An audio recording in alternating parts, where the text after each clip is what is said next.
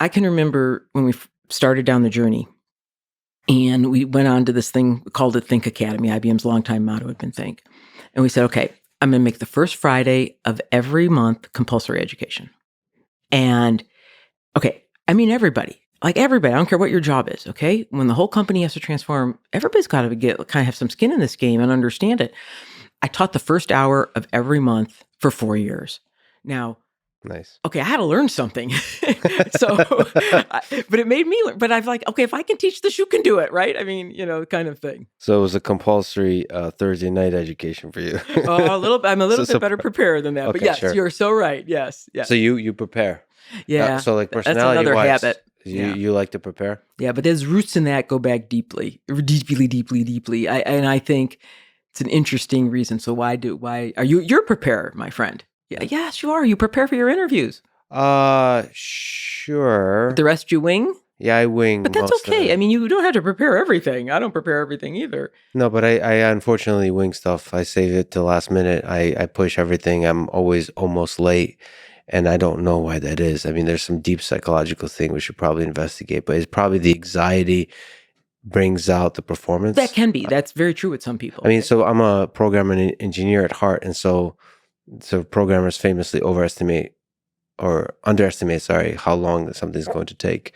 And so I always underestimate. And it's almost as if I want to feel this chaos of anxiety of a deadline or something like this. Otherwise, I would be lazy sitting on a beach with a pina colada and relaxing. Yeah. I don't know. So that we have to know ourselves. But for me, you like to prepare. Yeah, it came from a few different places. I mean, one would have been as a kid, I think, I was not a memorizer. And my brother is brilliant. He can read it once, boom, done.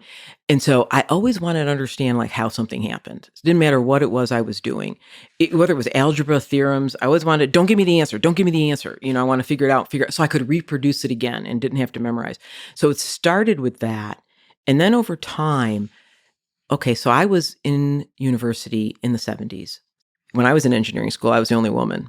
I meet people still to this day and they're like, oh, I remember you. I'm like, yeah, sorry, I don't remember you. There were 30 of you, one of me. And I think you already get that feeling of, okay, I better really study hard because whatever I say is going to be remembered in this class, good or bad. And it started there. So in some ways, I did it for two reasons. Early on, I think it was a shield for confidence. The more I studied, the more prepared I was, the more confident. That's probably still true to this day. The second reason I did it evolved over time and became different to prepare. If I was really prepared, then when we're in the moment, I can really listen to you. See, because I don't have to be doing all this stuff on the fly in my head. And I could actually take things I know and maybe help the situation. So it really became a way that I could be present in the moment. And I think that's something a lot of people that in the moment, I learned it from my husband. He doesn't prepare, by the way, at all. So that's not it. But I watch the in the moment. The negative example. No. And I'm not going to change that. As he says, he's a type Z, I'm an A. Okay. That's how love works. Yeah. And I have been married 43 years and that seems to work. So, but that idea that you could be in the moment with people is a really important thing.